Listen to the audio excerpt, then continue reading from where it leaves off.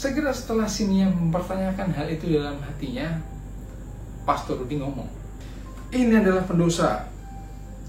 Rian adalah seorang pembunuh yang baru saja tertangkap dan ditahan di desa sebelah.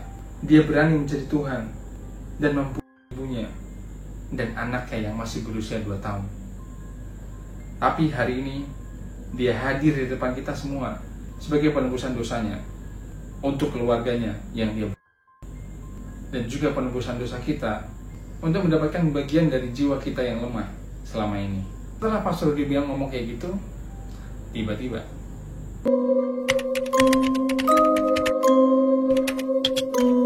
Assalamualaikum warahmatullahi wabarakatuh. Baik lagi sama gue Ferry Irawan, yang pada kesempatan kali ini setelah absen hampir 1 bulan ya, gue akan kembali lagi untuk menceritakan sebuah kisah yang bertepatan hari ini, yang masih masa-masa Natal gitu ya. Dan cerita yang akan gue bawa kali ini adalah cerita tentang gereja satanik. Coba sebelum gue mulai ceritanya, kalian bisa tekan tombol like, komen, dan subscribe biar gue semakin semangat bikin kontennya. Tidak usah berlama-lama lagi, siapkan cemilan, cari posisi rebahan ternyaman, dan berikut ceritanya.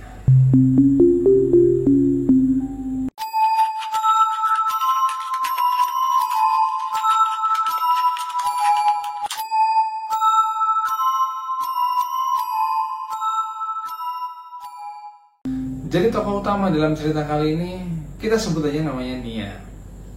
Dan lokasi, nama tokoh yang bakal ada di cerita kali ini semuanya adalah samaran karena ya demi kepentingan privasi. Dan ada satu kalimat untuk memulai cerita kali ini. "Hidupku hanya rangkaian luka yang tidak pernah sembuh, dan aku tidak menyangka bahwa menjauh dari Tuhan berarti mendekat pada sesuatu yang lebih gelap." Oke, kita lanjut ke ceritanya.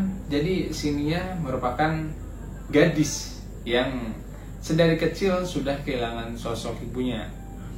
Nah, di tahun 2015 si Nia berumur 26 tahun.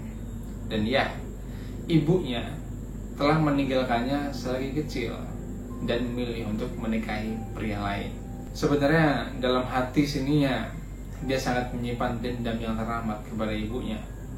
Karena sedari kecil dia sedikit pun tidak merasakan sedikit pun ya kasih sayang dari seorang ibu.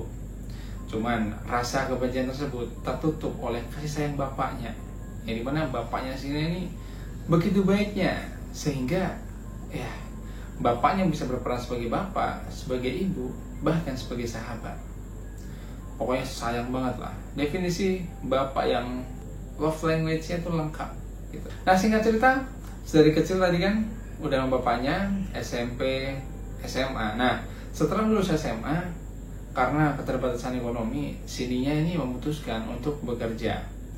Jadi, si Nia bekerja di salah satu perusahaan di daerahnya sebagai customer service. Ya, walaupun gajinya gak gede, cuman lumayan lah buat si Nia bantu-bantu bapaknya. Si Nia kerja seperti biasa, selayaknya customer service, hingga pada 1 bulan pertama si Nia mendapatkan gaji pertamanya. Dan di situ ayahnya nih bangga banget, bangga sama si Nia karena udah bisa mencari uang sendiri. Begitupun si Nia juga senang banget karena merasa bisa menyenangkan atau sedikitnya membantu lah kebutuhan dari keluarganya. Waktu berjalan si Nia kerja seperti biasa. Nah, cuman pada saat si Nia udah kerja, si Nia itu udah jarang ketemu sama bapaknya. FYI, bapaknya si Nia nih merantau ya, walaupun gak jauh sih. Sebenarnya kayak cuman di luar kota. Ya, anggaplah kayak Semarang ke Solo gitu ya, jadi gak gitu jauh. Sehingga kadang 2 minggu sekali, seminggu sekali tuh pulang. Jadi si Nia lebih sering dijemput oleh pacarnya, kayak dia diantar jemput gitulah. Hingga pada suatu hari, di suatu malam, tiba-tiba Nia mendapatkan telepon dari orang yang gak dia kenal, yang dimana telepon tersebut mengabarkan bahwa ayahnya Nia mengalami kecelakaan di tempat kerjanya. Dan nomor yang menelpon Nia barusan tidak lain dan tidak bukan merupakan rekan kerja dari bapaknya. Singkat cerita, setelah mendengar kabar yang sangat tidak mengenakan tersebut, Nia bergegas menuju rumah sakit yang dituju. Dan setibanya di rumah sakit, ternyata keadaan bapaknya lebih buruk dari yang dia pikirkan. Sempat beberapa menit setelah dia nyampe, Nia melihat bapaknya mengerang kesakitan. Hingga 1 jam setelah itu, para mesin yang mendeteksi detak jantung tiba-tiba berbunyi tit, yang berarti ayah Nia telah tiada. Di situ Nia hancur sehancur-hancurnya, karena setelah sedari kecil tidak mendapat kasih sayang dari seorang ibu, sekarang dia harus menerima kenyataan bahwa dia ditinggalkan oleh ayahnya, satu-satunya orang yang mencintainya dan menyayanginya secara tulus sedari kecil. Ya, setelah itu seperti biasa Nia pulang mengurus pemakaman bapaknya dan lanjut bekerja seperti biasa. Di tengah duka yang melanda Nia tetap berusaha profesional untuk bekerja seperti biasa. Dan ya, hubungannya dengan pacarnya masih baik-baik aja dan tidak ada sedikit pun kendala. Waktu berjalan seperti biasa, Nia bekerja seperti biasa, hingga pada suatu hari si Nia mengalami sebuah kecelakaan yang dimana kaki si Nia terluka yang lumayan parah. Akhirnya si Nia dirawat di rumah sakit, dan pada saat itu dia nggak ada satu orang pun yang menjenguknya.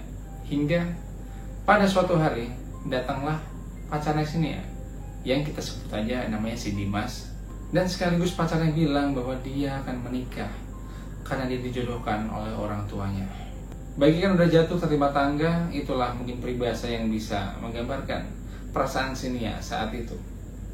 Ditinggal oleh orang yang dia sayangi dari kecil, ayahnya, kemudian diputusin oleh pacarnya, dan gak berhenti dari situ. Beberapa hari setelah kondisi Nia lumayan baik, si Nia kembali kerja.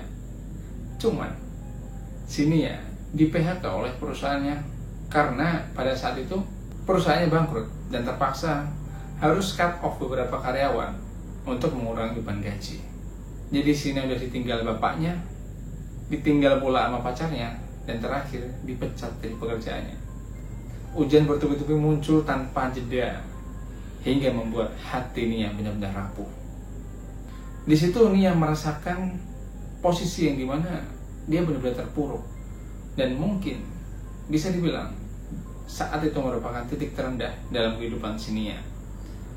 Nia bingung cerita dengan siapa, dan ya akhirnya dengan sedikit uang yang dia punya, Nia memutuskan untuk merantau ke kota sebelah untuk mencari ketenangan sekaligus mencari kehidupan yang baru. Hingga pada akhirnya si Nia menemukan satu kota kecil yang cukup sepi dan tenang. Dan di situ si Nia mulai mencari pekerjaan, dan dia mulai melamar pekerjaan, hingga pada akhirnya si Nia diterima di sebuah toko kelontong jadi kasir. Walaupun gaji gak seberapa, cuma di daerah tersebut itu masih sepi dan cukup tenang. Dan kebetulan di situ si Nia tinggal. Jadi dia kenal, kita sebutnya namanya Bu Retno. Yang Bu Retno itu baik banget. Dia ngasih tempat tinggal ke si Ratna. Bukan ngasih sih, sebenarnya dia punya kontrakan yang lumayan gede, cuman tuh harganya miring banget, hingga sangat membantu si Nia.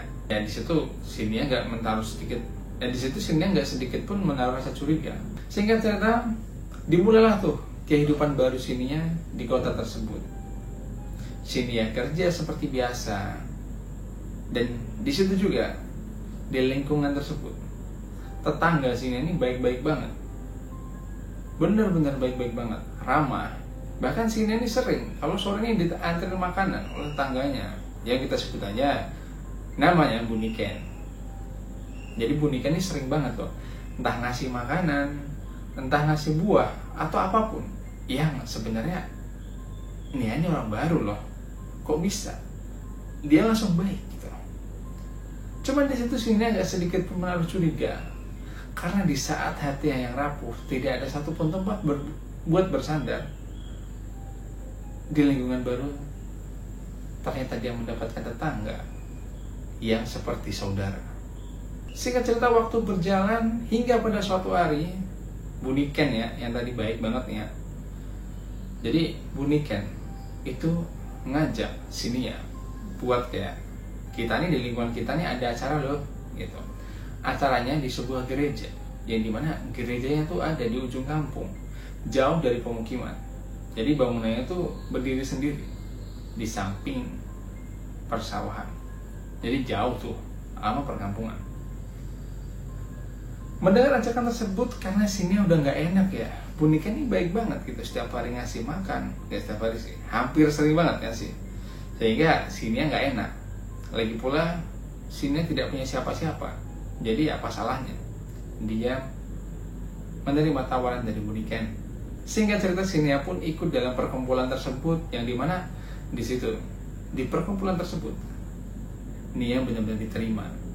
Di situ mereka hanya kayak makan-makan, sharing, dan ya selainnya orang pesta aja, bukan pesta sih, lebih kayak perkumpulan gitulah, saling sharing, saling menceritakan keluhan masing-masing, dan di antara mereka saling tolong-menolong. Jadi setelah badai yang menerpa Nia dihadapkan pada situasi seperti ini, sehingga ya dia ngerasa dia udah nyaman dan dia punya tempat buat pulang. Oke, dia ngerasa punya keluarga baru gitulah. Sehingga cerita, waktu terus berlalu, Nia kerja seperti biasa, hingga pada suatu hari, lagi-lagi Buniken, dia ngajakin si Nia buat main-main ke gereja yang gue bilang ada di ujung kampung tersebut. Di situ karena si Nia ini sebenarnya dia agamanya Muslim, cuman dibilang Muslim, dia tuh nggak yang Muslim yang terlalu ngerti ilmu agama. Jadi si Nia ini dapat ilmu agama cuman waktu di sekolahan. Setelah itu ya nggak pernah diaplikasiin di kehidupan nyata. Ya bisa dibilang imannya tipis lah. Apalagi sekarang dia lagi benar-benar down, yang imannya nggak memboya. Di situ juga Buniken, dia sepik-sepiknya pintar banget. Dia juga nggak kok, kita nggak harus beribadah, ya nggak apa-apa, main aja. Oh iya Bu, nanti saya ke situ. Sehingga cerita, bener tuh, gue lupa pasti hari apa, cuman waktu itu siang ya, Nia datang ke gereja tersebut, masuk seperti biasa, dan penampakan dari gereja tersebut itu tuh enggak yang mirip gereja pada umumnya. Jadi tuh gerejanya terkesan homey banget dan benar-benar nyaman menurut si Nia. Begitu dia masuk, orang duduk seperti biasa, dan di depan dari kursi-kursi tersebut ada sebuah altar, yang di atas altar tersebut ada logo kayak bintang dan ada lingkaran, dan di atasnya lagi ada bendera, banyak banget tuh, yang dimana bendera tersebut semuanya terikat. Gak lama setelah itu datanglah satu orang yang perawakan ini tinggi, kepalanya botak, dan suaranya berkarisma. Dan ternyata orang tersebut adalah Pastor Rudy. Nah, begitu datang, Pastor Rudy langsung memberikan khutbah-khutbah gitu loh. Yang diantaranya ini nih, ada satu khutbah, satu kata-kata yang sangat diingat sama si Nia. Jadi kata-katanya kayak gini: dunia ini lebih dari sekedar hitam dan putih. Ada kebaikan dalam kejahatan, dan ada kejahatan dalam semua kebajikan. Jadi sebenarnya khutbahnya tuh banyak banget, cuman hanya kalimat tersebut yang diingat sama si Nia. Dan si Nia yang lagi-lagi dalam posisi down mendapatkan kata-kata seperti itu, si Nia tuh merasa tenang, merasa ya ini yang gue cari, dan mendapatkan ketenangan dan kenyamanan. Hingga pada akhirnya si Nia rutin banget setiap seminggu sekali datang ke gereja tersebut buat ya ikutlah beribadah. Karena si Nia ngerasa khutbah yang dibawain dari pendeta Rudy ini, Pastor Rudy ini, bikin dia nyaman. Nah, cuman setelah si Nia sering datang ke gereja dan perkumpulan orang tersebut, ada beberapa kejanggalan yang Nia rasakan. Nah, lebih tepatnya Nia merasakan banyak kejanggalan di tempat tinggalnya. Jadi layoutnya di kontrakannya sini ya, itu ada jendelanya. Jadi mana jendela tersebut menghadap ke satu pohon besar yang dimana setiap hari ada satu burung yang hinggap di tangkai di pohon tersebut. Nah, pada suatu hari si Nia tuh mau nutup jendela. Nah, ketika dia nutup jendela, ditutup nih, tiba-tiba burung yang ada di dahan tersebut terbang kencang banget, menabrakin diri di jendelanya. Dan selain itu banyak kejanggalan lain yang dimana jadi singa nih masang ya foto-foto dia sama bapaknya di tembok kontrakannya, dan sering banget foto-foto tersebut terbalik dengan sendirinya. Menurut akal logika kita hal tersebut sudah nggak logis, cuman menurut Nia pada saat itu ya hal itu mungkin cuma kebetulan. Dan ya udah, si Nia kayak memuterin balik lagi. Dan ya, dia berpositif thinking. Hari berlalu, Nia kerja seperti biasa, dan dia semakin sering mengikuti kegiatan gereja tersebut. Hingga pada suatu hari, Bu Niken ini ngomong lagi ke si Nia. Jadi Bu Niken ini ngajakin, Nia, di gereja kita nanti ada ibadah malam yang dilakuin setiap 2 minggu sekali. Oh, malamnya jam berapa, Bu? Ibadahnya itu dimulai dari jam 11 malam hingga jam 3 pagi. Sampai situ harusnya kita mikir bahwa hal tersebut rada nggak logis. Cuman balik lagi, karena di situ Nia nggak punya ya tempat untuk bercerita. Akhirnya udah, tanpa sedikit pun keraguan, Nia join di perkumpulan yang malam tersebut. Nah, lanjut Bu Niken bilang kalau perkumpulan tersebut itu setiap malam Rabu. Di situ Nia bilang, oh iya Bu, nanti saya sempatkan. Dan bener banget, keesokan harinya, dimana itu hari Rabu ya, nah ini kan hari Selasa, besok Rabu, bosnya lagi pulang ke Surabaya. Artinya besok toko libur. Jadi bisa nih sepulang kerja jam 11 dia ke gereja tersebut karena besoknya libur. Singkat cerita benar sekali, sekitar jam 22.40 ya, 10:40 Nia datang di jalan. Dan malam itu suhunya, cuacanya itu beda dari malam biasanya. Jadi suhunya dingin banget, kabut tebal banget, dan pokoknya dingin banget lah. Nia jalan, nggak lama dia udah ada di depan gereja tersebut. Dan dari kejauhan di gereja tersebut nggak kelihatan sedikit pun kalau di dalamnya ada kegiatan karena lampunya mati. Cuman pintu gereja tersebut itu kebuka sedikit. Ya, akhirnya karena udah nyampe situ kan, Nia buka pintunya, dan benar di situ cukup ramai orang. Cuman mereka emang gelap dan hanya diterangi lilin. Jadi banyak lilin yang mengelilingi di pinggir-pinggir gereja tersebut. Nah, situasi malam tersebut benar-benar beda sama malam biasanya.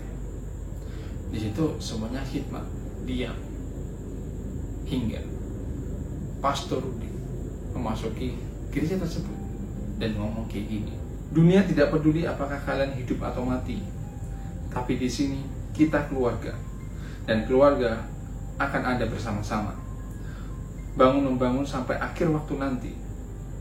Terima kasih pada Tuhan untuk kesehatan kita. Terima kasih pada tanah sebagai pijakan kita, air yang mengalir kehidupan kita. Terima kasih pada binatang-binatang dan tumbuhan-tumbuhan yang menutrisi kita. Terima kasih pada iblis dan setan yang sudah memenuhi tugas sulit mereka dalam menggoda dan mengganggu umat manusia. Itu dua. Nah, setelah Pastor Rudi mengucapkan khutbahnya seperti itu, lanjut khutbah seperti biasa. Cuman sebelum dia mulai khutbahnya lagi melanjutkan, Pastor Rudi membawa sebuah toples. Di mana dalam toples tersebut ada seperti kayak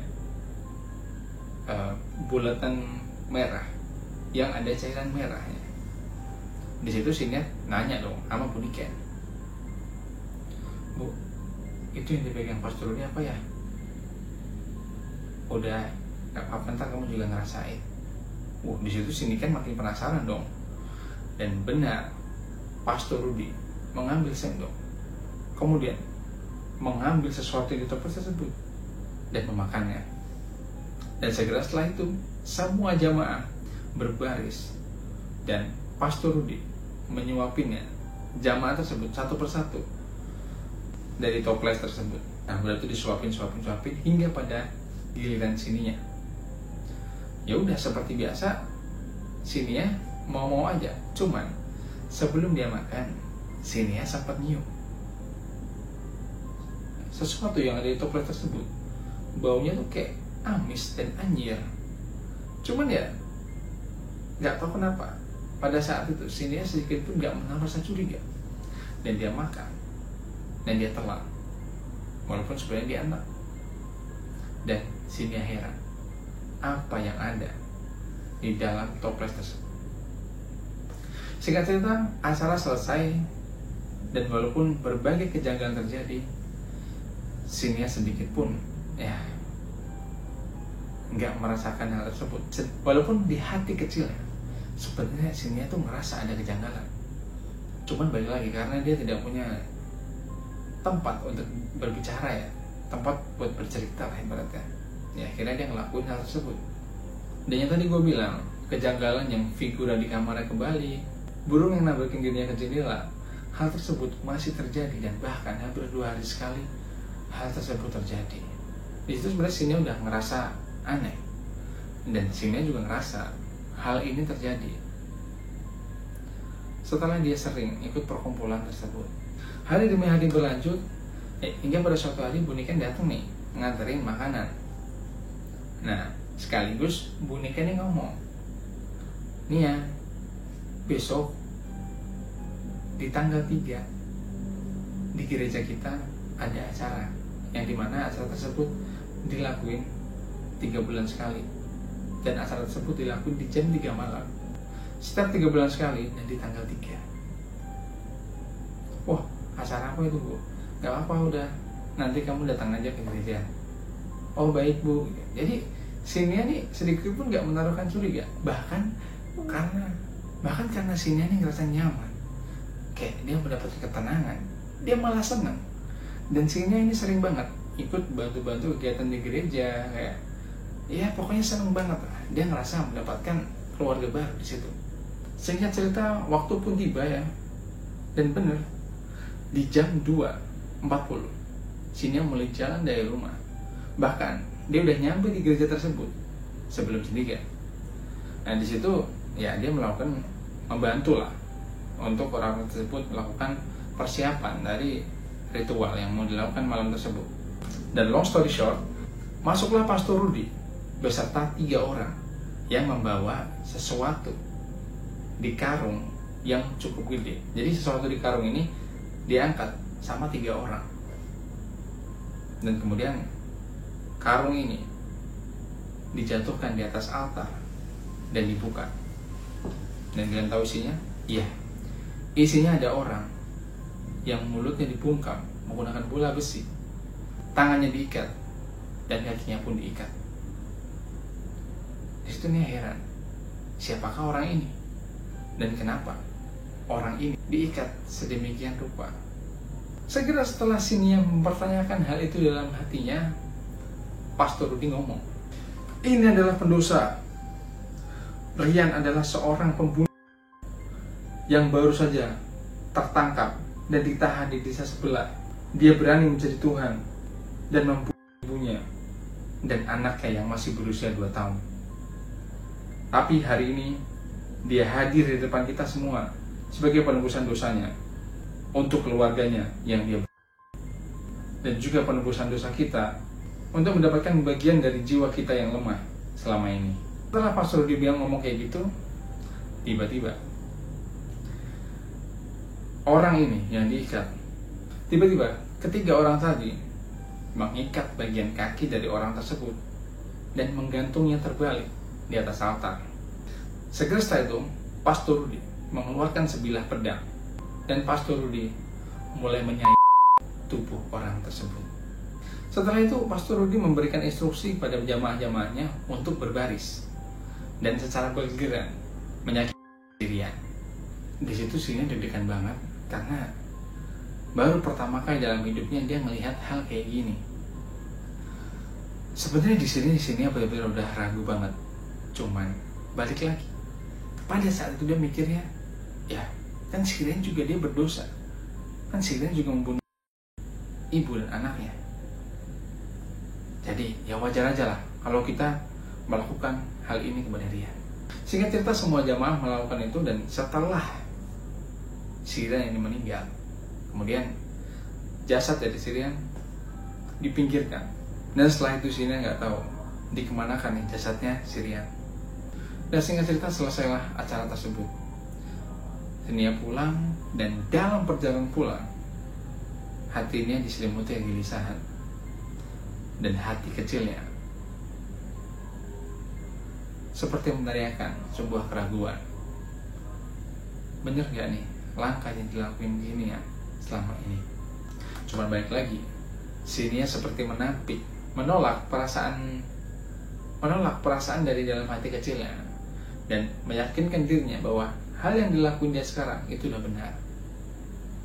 Hingga keesokan harinya ketika tidur, yang dimana Nia ini setiap tidur jarang banget mimpi, dan malam itu Nia mimpi bertemu bapaknya yang udah meninggal, dan bapaknya ada di depan gereja.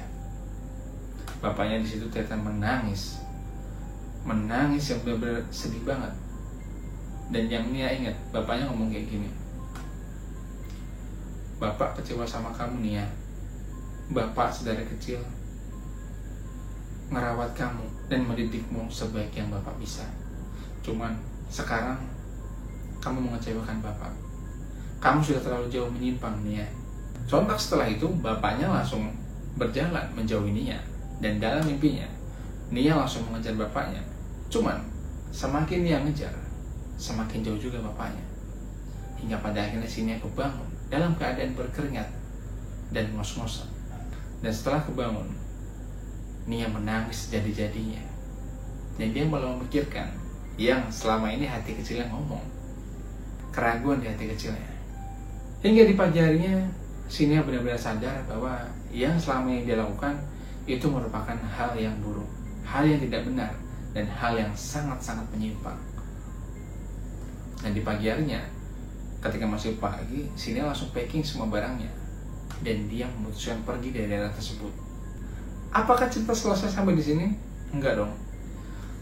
Beberapa orang di sekte tersebut enggak akan melepaskan Nia segampang itu.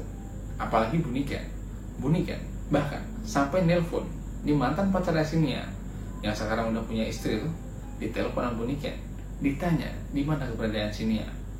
Jadi orang-orang dari sekte ini tuh nggak segampang itu melepaskan Nia. Takutnya Nia ini speak up, takutnya Nia ini cerita kemana-mana tentang sekte tersebut. Nah, jadi ada masa transisi ketika dia kabur.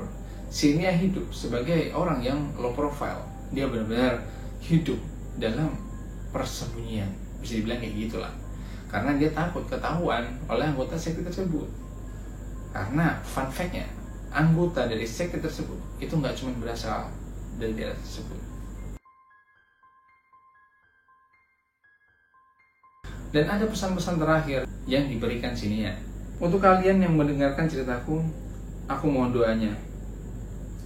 Memang trauma dan tragedi dalam hidupku membuatku rapuh dan mudah untuk dijadikan target dari ajaran-ajaran sesat. Sesungguhnya, aku masih belum kehilangan harapan bahwa ajaran Tuhan yang sebenarnya mengajarkan cinta dan berserah, bukan dendam. Memang pengalaman tersebut menjadi trauma baru bagiku. Jadi semoga tidak ada dari kalian yang mengalami hal yang sama. Jauhi ajaran-ajaran yang menimbulkan keraguan di dadamu, dan doakan juga semoga aku bisa menemukan ajaran yang benar dan jalan yang lebih baik. Semoga ceritaku bisa menjadi pelajaran bahwa ketika kita berhenti mempercayai Sang Maha Kuasa, kepercayaan kita akan diperebutkan oleh hal-hal gelap yang ingin memenangkan hati kita agar percaya padanya. Sekian cerita yang bisa gue sampaikan kali ini. Sepanjang ini gue merinding banget. Dan jangan lupa kalian like, komen, dan subscribe biar gue semakin semangat bikin kontennya. Selamat Natal bagi kalian yang merayakan, dan see you di next content. Wassalamualaikum warahmatullahi wabarakatuh.